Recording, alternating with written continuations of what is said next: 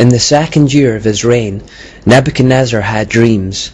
His mind was troubled, and he could not sleep. So the king summoned the magicians, enchanters, sorcerers, and astrologers to tell them what he had dreamed.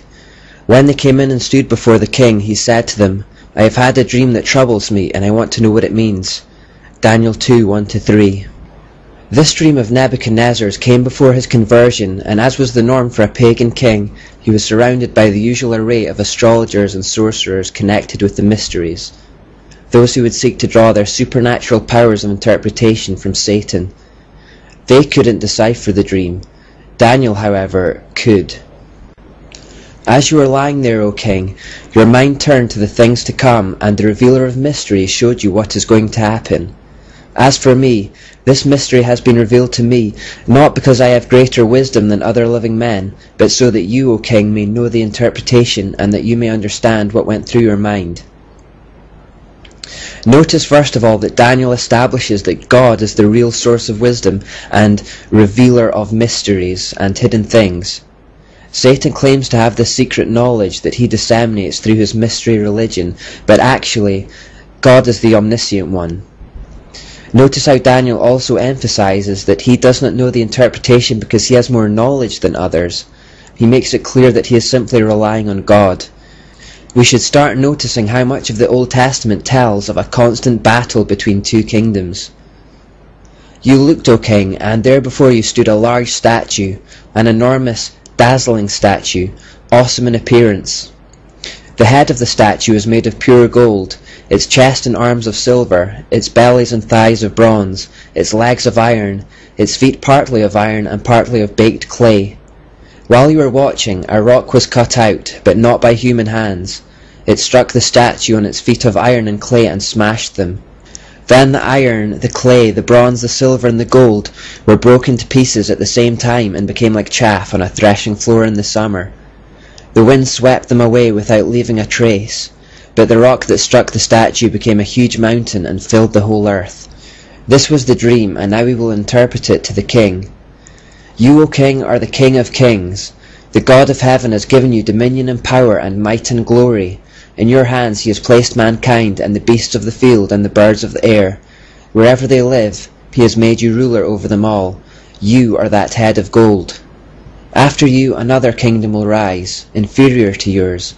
Next, a third kingdom, one of bronze, will rule over the whole earth. Finally, there will be a fourth kingdom, strong as iron, for iron breaks and smashes everything, and as iron breaks things to pieces, so it will crush and break all the others. Just as you saw that the feet and toes were partly of baked clay and partly of iron, so this will be a divided kingdom. Yet it will have some of the strength of iron in it, even as you saw iron mixed with clay. As the toes were partly iron and partly clay, so this kingdom will be partly strong and partly brittle. And just as you saw the iron mixed with baked clay, so the people will be a mixture and will not remain united, any more than iron mixes with clay. In the time of those kings, the God of heaven will set up a kingdom that will never be destroyed, nor will it be left to another people. It will crush all those kingdoms and bring them to an end, but it will itself endure forever. This is the meaning of the vision of the rock cut out of the mountain, but not by human hands. A rock that broke the iron, the bronze, the clay, the silver and the gold to pieces. The great God has shown the king what will take place in the future. The dream is true and the interpretation is trustworthy.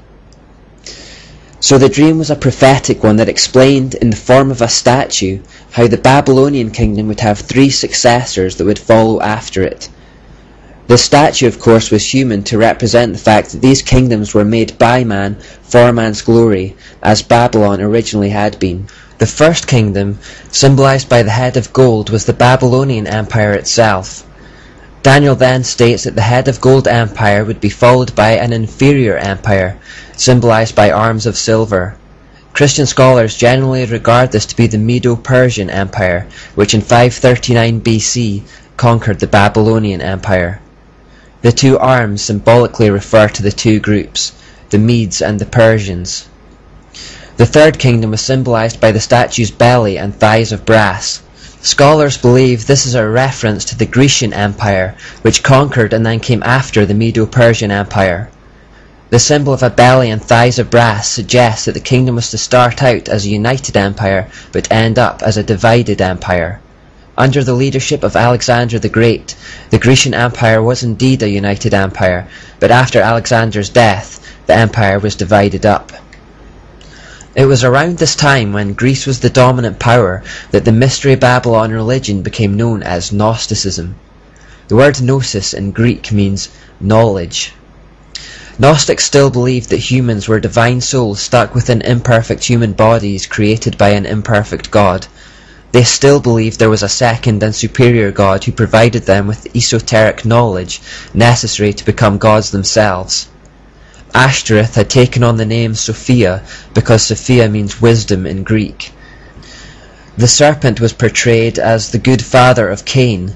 Yahweh was portrayed as an unreasonable God who had cursed Adam and Eve wrongly after a temper tantrum. High priestesses were ordained through sexual rituals. There were still blood oaths, secret handshakes, signal symbols, passwords, and fornication as part of worship. In other words, except for a few name changes, the Babylonian religion had survived in its entirety throughout the empire changes. It is from this era that we get the word agnostic. Because those who believed and practiced this religion were called Gnostics, those who did not believe it were considered agnostics. Today the word agnostic is used to refer to someone who says they are unsure or ignorant regarding the existence of God because of a lack of information.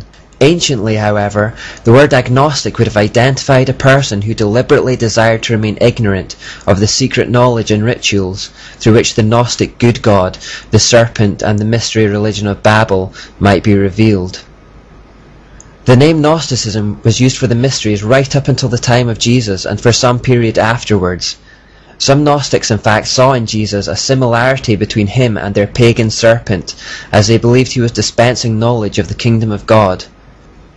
Consequently, two Gnostic Christian sects called the Nassenes, so called because in Hebrew Nahas means snake, and Ophites, so called because in Greek Ophis means snake, worshipped the serpent in the alleged identity of Jesus Messiah.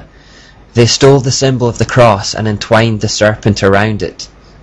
You may see the symbol interpreted as Christ crucifying the serpent to the cross wherever it is seen, especially in Catholic graveyards, but its true blasphemous meaning comes from a Gnostic corruption of Christianity.